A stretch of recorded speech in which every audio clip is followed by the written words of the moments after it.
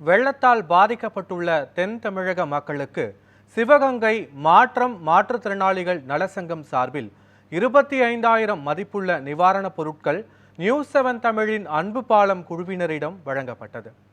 மழை வெள்ளத்தால் பாதிக்கப்பட்ட தென் தமிழக மக்களுக்கு உதவும் வகையில் நியூஸ்7 தமிழ் அன்பு பாலம் வாயிலாக சிவகங்கை மாற்றுத்திறனாளிகள் நலசங்கம் சார்பில் 25,000 ரூபாய் மதிப்புள்ள அத்தியாவசிய பொருட்களை அதன் தலைவர் சதீஷின் ஆலோசனைப்படி மாவட்ட தலைவர் சீதா அன்பு பாலம் குழுவினரிடம் வழங்கினார்.